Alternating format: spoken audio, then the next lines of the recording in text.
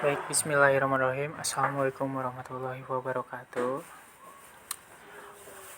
Pada kesempatan kali ini, saya akan membagikan tutorial bagaimana cara mengakses dan manajemen aplikasi CBT Tunas Muda Perkasa. Oke, pada aplikasi ini bisa diakses melalui handphone ataupun desktop atau laptop ya. Pertama, kita buka web browser kita, itu bisa menggunakan Google Chrome atau browser lainnya. Oke, ini Google Chrome ya. Saya di sini pakai Google Chrome. Ya. Kemudian silakan ketikkan alamat http://cbtunas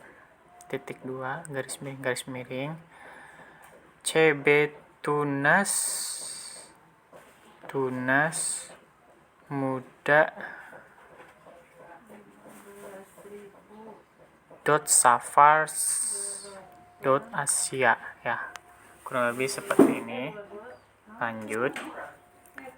Oke, seharusnya akan nampil pertama kali halaman login ya, ini. Nah, setelah itu Bapak Ibu silahkan login dengan email dan password yang masing-masing sudah diberikan oleh saya. Nah, di sini saya menggunakan akun saya. Login. Oke. Nah, pada halaman utama kita akan ditampilkan informasi data diri kita. Pertama, nama, NIP. Saya NIP ini ngasal dulu, maksudnya untuk sementara. Email. Nah, karena aplikasi ini sebenarnya pengembangan untuk sebelumnya mahasiswa ya. Jadi redaksi di sini masih ada nama mata kuliah, nama dosen, nama jurusan dan lain-lain. Jadi belum sesuai. Tapi konsep dari aplikasi ini itu sama, bisa ujian secara online gitu. Nah, klik samping yang garis 3 itu ya, akan menampilkan menu dashboard, bank soal dan ujian dan hasil ujian. Nah, pada menu bank soal ini klik ya, akan menampilkan data-data soal kita. Seperti misal saya matematika gitu ya. Berarti kita buat soal di sini. Buat soal. Nah, buat soal pertama akan pilihan pertama form pertanyaan dan tipenya mau file atau gambar atau tulisan. Berarti kalau tulisan isi aja di sini. Misalkan di mana ibu kota Indonesia. Misalkan pertanyaan ini.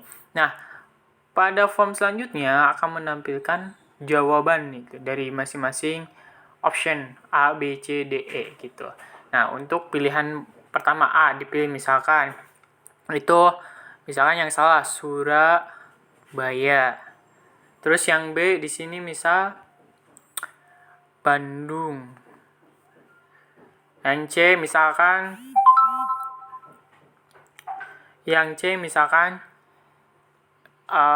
Jakarta, berarti ini pilihan yang benar. Yang D misalkan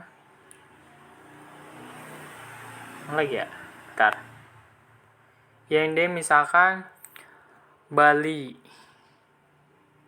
Dan yang E misalkan ini Yogyakarta. Nah, setelah itu pilih kunci jawabannya. Jawaban yang betul kan tadi C gitu, Jakarta ya.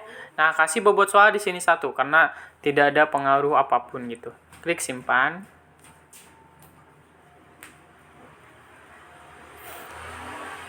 Nah, kalau data sudah tersimpan, maka akan nampil data list bank soal yang pertama. Ini berarti untuk soal yang pertama. Bagaimana jika ada 40 soal atau 50 soal? Berarti kita harus bikin buat soal seperti cara yang tadi diulangi gitu. Sebanyak 50 soal. Nah, itu untuk menu bank soal. Nah, bagaimana untuk selanjutnya? Selanjutnya, untuk mengaktifkan ujiannya, ya, pilih menu ujian, ya, klik sidebar ini, ya, yang logonya di atas, kemudian pilih ujian.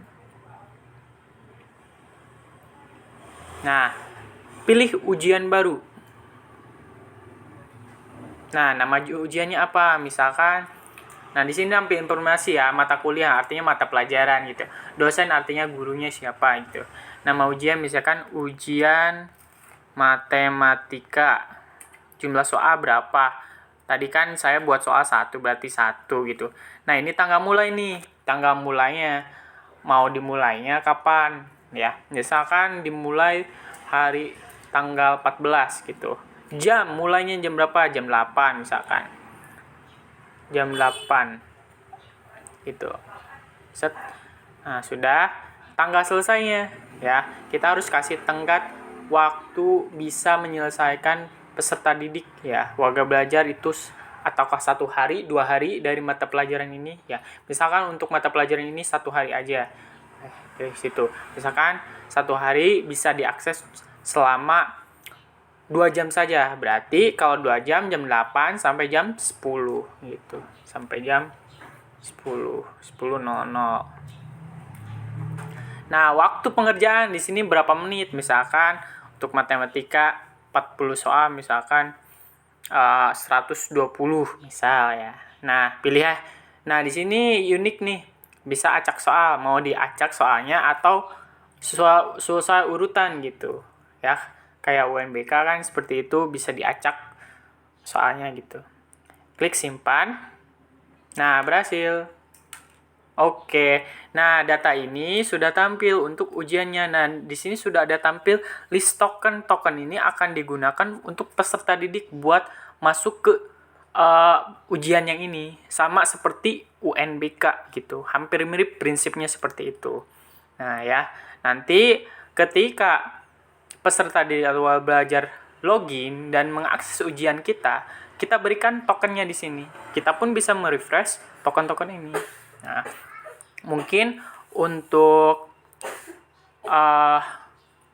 akses guru dalam CBT ini kurang lebih seperti ini ya. Nah, nanti pada hasil ujian ini akan menampilkan peserta didik yang sudah ujian tes. Jadi kita bisa lihat langsung nilainya seperti itu. Ya. Oke, kalau sudah selesai kita bisa kembali log out gitu. Nah, mungkin seperti itu ya untuk tutorial cara penggunaan CBT Computer Based Test Tunas Muda Perkasa ini ya.